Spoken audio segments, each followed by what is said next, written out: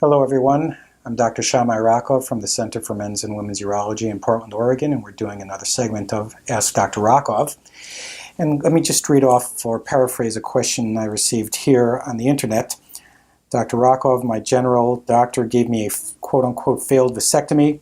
I guess he didn't do a good job, and after tests found I'm still quote-unquote in the business. I'm so mad. I am looking for a new vasectomy doctor, but what makes for a failed vasectomy? Your video looks straightforward, at least for a doctor. What the hell? Well, I kind of appreciate that, and I'd love to say that I've got the magic touch when it comes to things like this, but I do think that there are a few things I want to address about that question.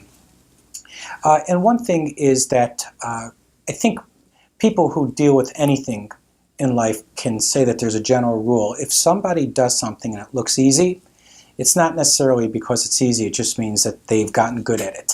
So you can watch an artist draw something really quickly and amazingly, and if you try to do the same thing, it would look crazy.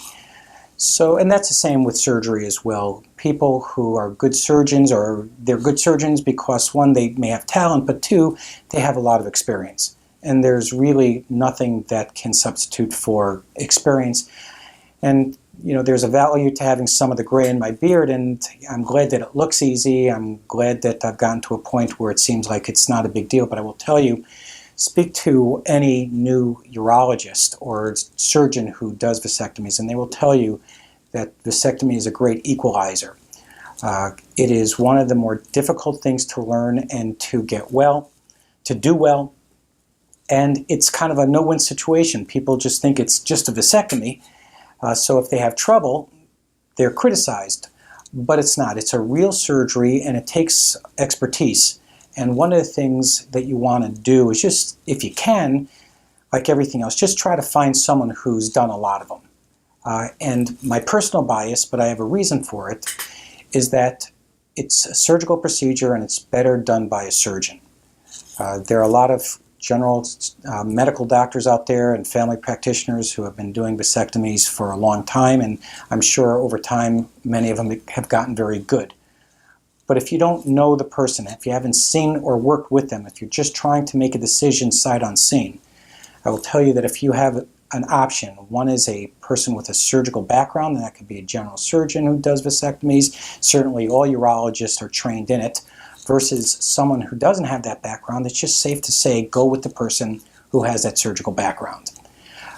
Again, I'm not disparaging some of the family practice doctors or generalists who have spent their career, at this point, I'm sure they do a fine job, but all things being equal, it's a surgical procedure and it's best done by a surgeon if you have no other information about who's going to be doing it for you. Having said that, truth be told, there is no guarantee.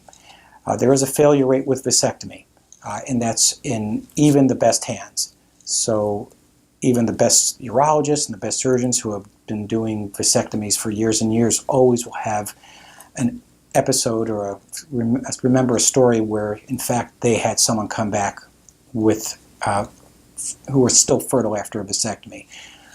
But statistics being what they are, even that, you're much less likely to have that by someone who is surgically trained and who has a good background than someone who may not have that background. I hope that's helpful. Again, I'm Dr. Shammai Rockove from the Center for Men's and Women's Urology. I appreciate the questions. Please keep them coming.